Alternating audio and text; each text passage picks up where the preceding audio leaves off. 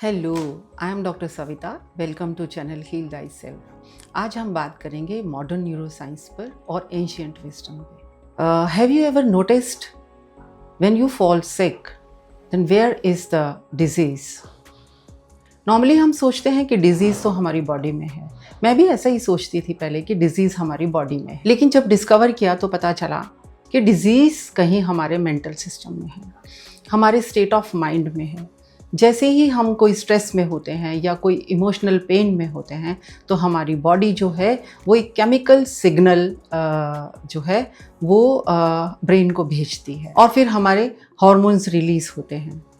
हमारा जैसे ही हम स्ट्रेस में होते हैं हार्मोन्स रिलीज़ होते हैं, कॉर्टिसोल रिलीज़ होता है, एड्रेनलिन रिलीज़ होता है और वो हमें फाइट एंड फ्लाइट के मोड में ले जाते हैं।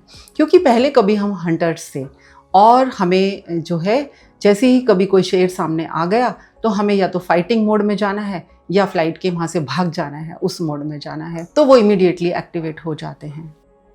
इसी तरह से ही हमारे पहले पुराने जितने भी ऋषिस हुए हैं, जितने भी सेजिस हुए हैं, एंशिएंट विजडम यही कहती है, क्योंकि वो भी साइंटिस्ट थे, उन्होंने अपनी मेडिटेशन में बहुत डीप जाकर ये सीक्रेट्स हमको दिए और उन्होंने कहा कि मन और शरीर ये तो एक ही सूत्र में बंधे हुए हैं। इसी तरह से ऋषि पतंजलि ने कहा कि योग चित्ता वृत्ति निरोधा, कि हमारा माइंड जो है हर समय वो कुछ ना कुछ मन सोचता रहता है, कभी वो खाली नहीं बैठता। और जैसे ही वो स्टिल होता है, वो शांत होता है, आवर बॉडी स्टार्ट्स ब्लॉसमिंग।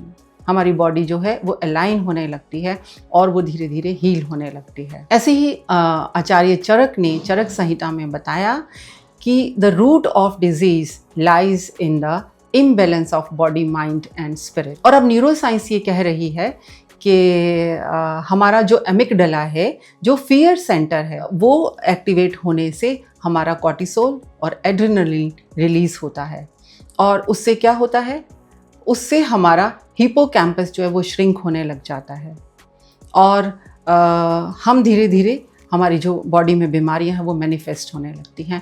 इसे ही आज साइंस ने बोला है न्यूरोप्लास्टिसिटी और psycho neuro immunology.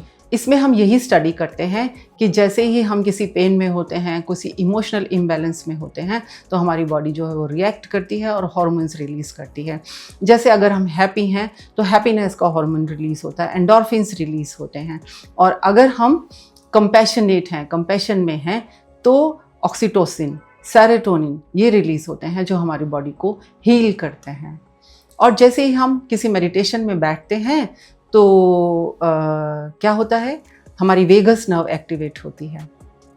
Vagus nerve के एक्टिवेट होते ही हमारी बॉडी के पैरामीटर्स जो हैं वो ठीक होने लग जाते हैं। और जो मेडिटेशन है, it thickens the pre frontal cortex और उससे हमारा इमोशनल बैलेंस होने लगता है। ये सब हमारे ऋषि मुनियों ने भी हज़ारों साल पहले प्रूव कर दिया था और हमें बताया था, और आज न्यूरोसाइंस इसको प्रूव कर रही है। तो उन्होंने ये मेंटल सिस्टम को ठीक रखने के लिए, माइंड, बॉडी और स्पिरिट को एक ही अलाइनमेंट उनका करने के लिए उन्होंने हमें कुछ टेक्निक्स दी थी। सबसे पहले उन्होंने टेक्निक दी थी हमें कि मेडिटेशन, कि आप ध्यान में बैठो। अब जब हम मेडिटेशन की बात करते हैं तो एवरीबडी आस्क कि मेडिटेशन कैसे करें, क्योंकि बहुत सी टेक्निक्स हैं, बट मैं कहती हूँ कि आप सिंपल आप बैठ जाएं और अपनी सांस पर ध्यान लगाएं।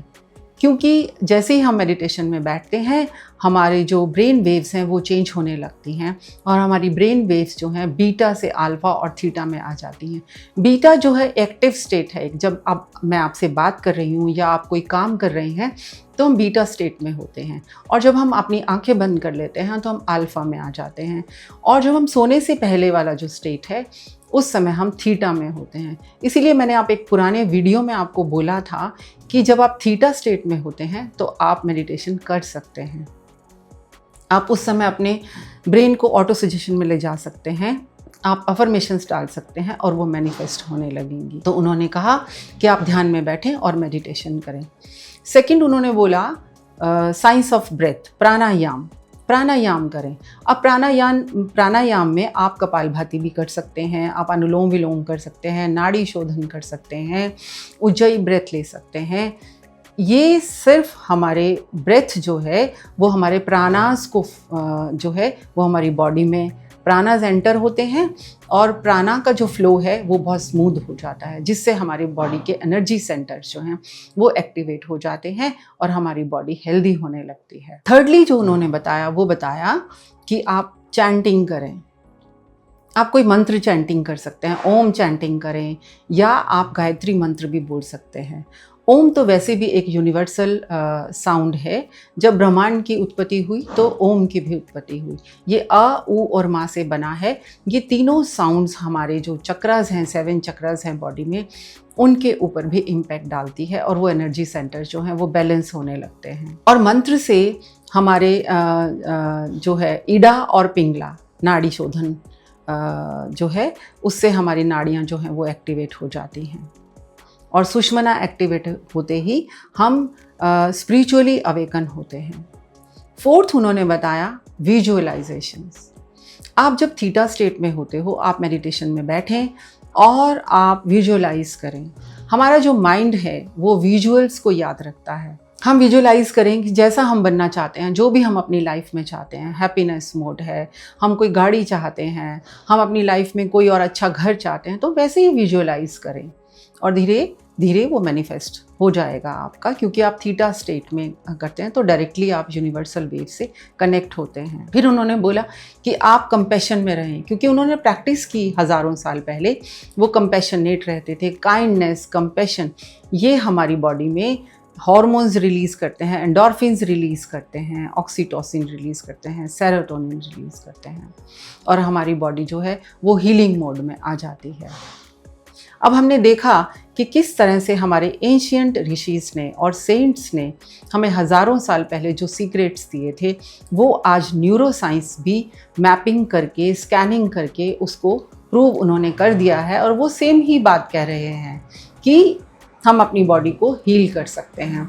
हमारे ऋषियों ने फिज़िकल बॉडी पे बहुत कम काम किया था। उन्होंने ज़्यादा काम जो है वो हमारे मेंटल सिस्टम पर ही किया था, क्योंकि वो जानते थे कि हमारे फिजिकल बॉडी तो में इलनेस जो है वो मैनिफेस्ट होती है हमारे मेंटल सिस्टम के खराब होने से। तो join me on this journey of alignment of body, mind and spirit. Do share, subscribe and like. Thank you.